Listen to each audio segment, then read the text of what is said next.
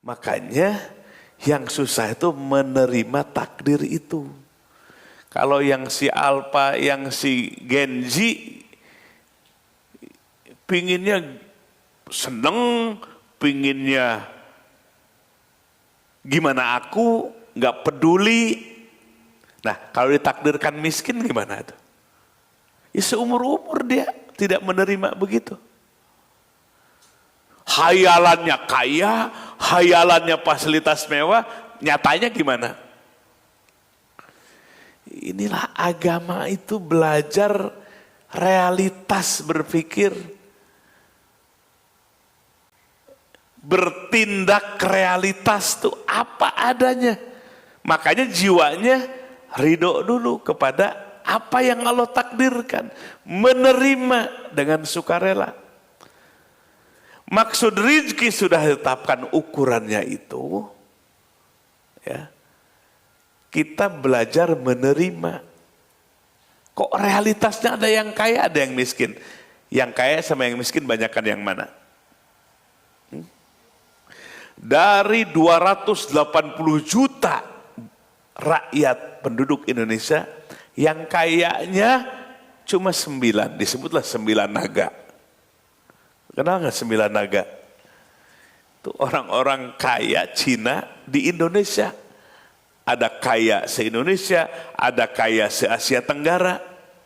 Cuma 9 dari 280 juta manusia yang ada sebagai penduduk Indonesia. Mau tidak menerima kita? Mau ngapain kalau nggak menerima lagi? Mau nyalahin siapa? Maka agama melatih nafsu kita tunduk, belajar terima. Bukan berarti diam, takdir Allah sudah tetapkan rezeki, udah diam aja, bukan begitu. Allah perintahkan wabtagu min fadlillah, cari karunia Allah. Jemput karunia Allah yang sudah ditakdirkan itu dengan cara yang halal. Jadi kita beragama itu supaya tenang hati kita, mutmainnah, radiyah. Kita belajar dewasa akan realitas kehidupan, real dari kehidupan kita, bukan di alam apa? Alam bayangan, alam imajinasi, alam hayalan. Tuh yang anak-anak kaum milenial, Gen Z, Alpha tuh di alam mana? Di alam nyata atau di alam impian? Di alam mimpi, di alam angan-angan hidupnya itu ngegantung, tidak mengakar di alam realitas kehidupan. Kita harus mengakar di alam realitas kehidupan. Nih hidup ini begini, nih takdir Allah itu begini. Nah, kita dilatih nafsu kita, bukan malah dimanjakan, dibebaskan. Akhirnya pengamen tuh. Coba lihat ke Tasik, di stopan lampu merah. Pinginnya mengasih pacul gitu dah. Tuh garap tuh sawah gitu, pinginnya bapak tuh. Tapi bukan penguasa bapaknya. Kalau bapak penguasa, dia nggak boleh begitu. Ya.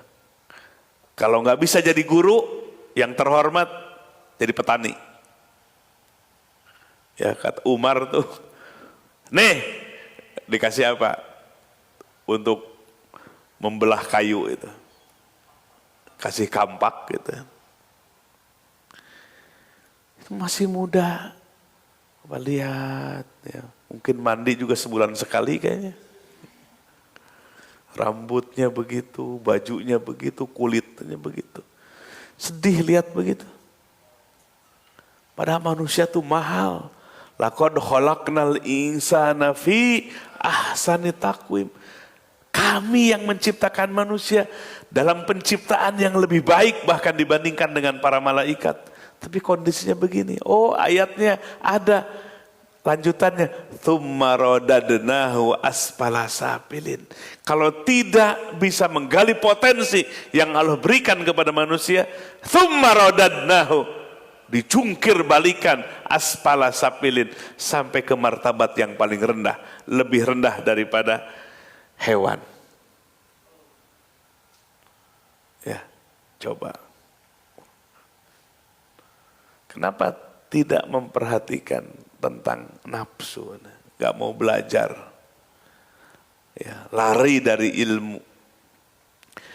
Nah, Rodiyah ini kita belajar terhadap apa yang diperintahkan oleh Allah. Kita ridho, rela menerimanya. Takdir pun kita rela. Ya. Semua misteri apa enggak nih? Si A ke depannya gimana? Misteri enggak? Misteri semua. Kita belajar kepada yang menguasai yang misteri. Alamul ghuyub, Allah yang menguasai yang misteri, yang gaib. Misteri bagi kita, bagi Allah tidak ada yang misteri, tidak ada yang gaib, semuanya terang benderang. 1.000.000 tahun yang akan datang Allah sudah tahu. Bayangkan, lebih daripada 1.000.000 tahun yang sampai ke nggak ada ujung yang Allah tahu. Kenapa kita nggak berserah diri kepada Allah? Kenapa nafsu kita tidak rodiyah, ridho kepada Allah? Orang yang cerdas, jiwanya dia ridho kepada Allah, karena Allah yang mengetahui segala-galanya. Sampai ke depan, nggak ada ujungnya ke depan. Allah tahu. Bukan hanya besok, bukan hanya lusa. Ya, kalau ramalan cuaca ya paling besok tahu hujan apa tidak. Itu juga kadang-kadang meleset itu ya. Tidak pas gitu. Karena pengetahuan manusia terbatas. Rodiyah itu mahal. Ya. Orang yang cerdas menerima realitas kehidupan. Kalian harus terima realitas kehidupan. Terima Allah yang mentakdirkan ini. Kalau ridho, bahagia apa enggak? Ya bahagia. Ya lu yang ke-6, mardiyah. Nah, mardiyah itu jiwa yang diridhoi oleh siapa? Oleh Allah. Jiwa yang diridhoi oleh Allah. Ya ayyatuhan nafsul mutmainnah turji'i ila rabbiki radiyatan mardiyah fadkhuli fi ibadi wadkhuli jannati. Itu ayatnya. Mutmainnah, radiyah, mardiyah. 3 nafsu dalam ayat terakhir surah Al-Fajr. Mutmainnah, nafsu mutmainnah, nafsu radiyah, nafsu mardiyah yang diridhoi oleh Allah. Yang terakhir adalah nafsu kamilah. Ya, nafsunya para nabi, ya, dan para ulama Rabbani, namanya nafsu kamilah yang disempurnakan oleh Allah Subhanahu wa ta'ala.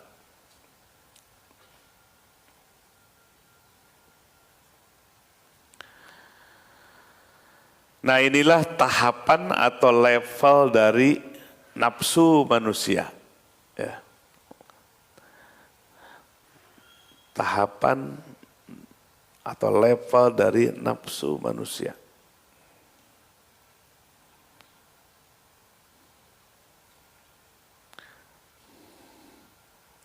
Ya, jadi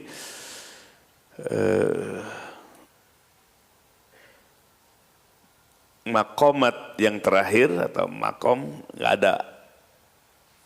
ada tartibnya ya, makom itu. Tapi pembahasan makom yang terakhir kita bahas tentang mujahadah atau jihadun nafsi. Ya.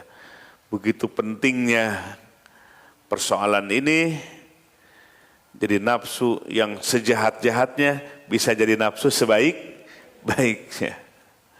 Ya, bisa nafsu dari sejahat-jahatnya sampai nafsu sebaik-baiknya. Ibarat gini ini.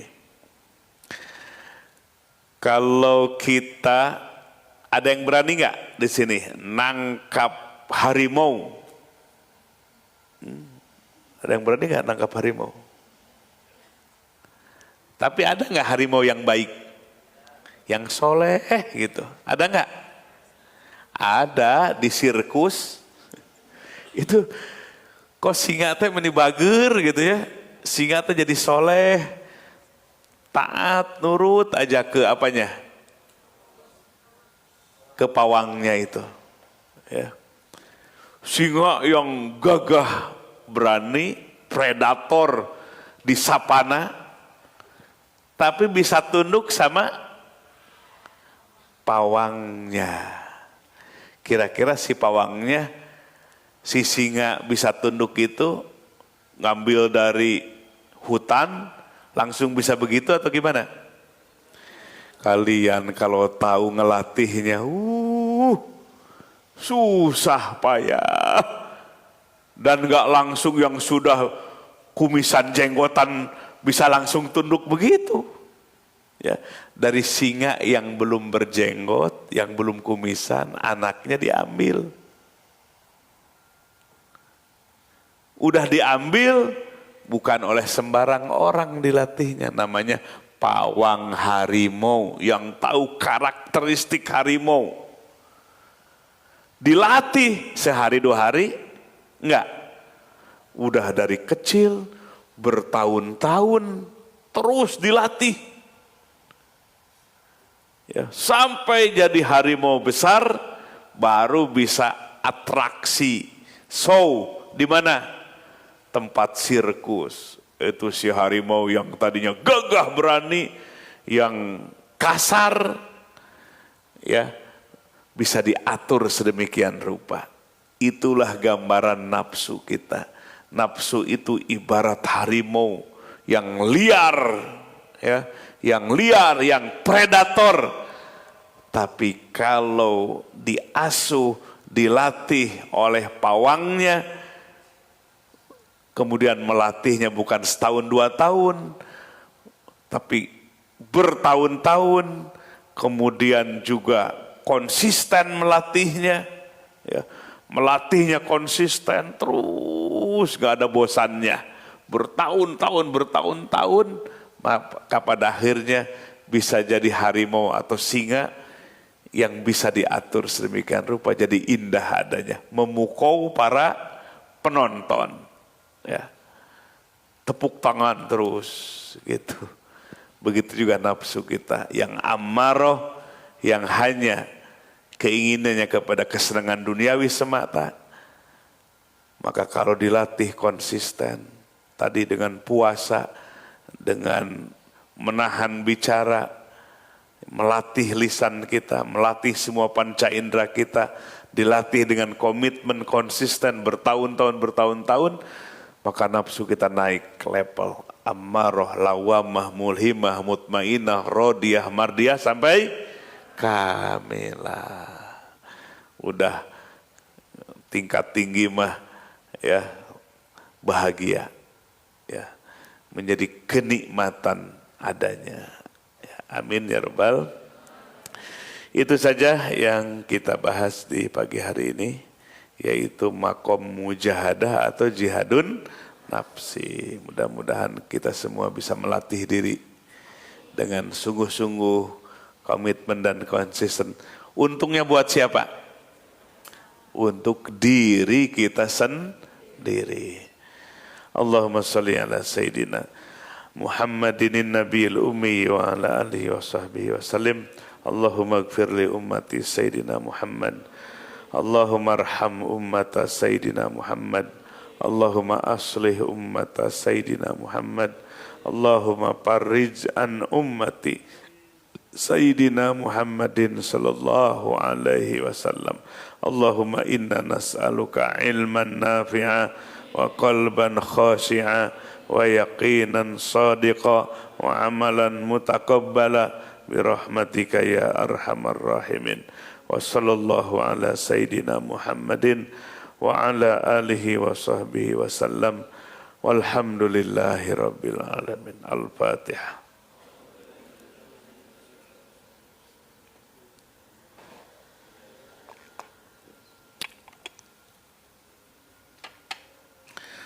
Hasbunallah wa ni'mal wakil, ni'mal maula wa ni'man nasir. Doa kafaratul majlis. Subhanakallahumma wa bihamdika ashhadu an la ilaha illa anta astaghfiruka wa atubu ilaik. Assalamualaikum warahmatullahi wabarakatuh.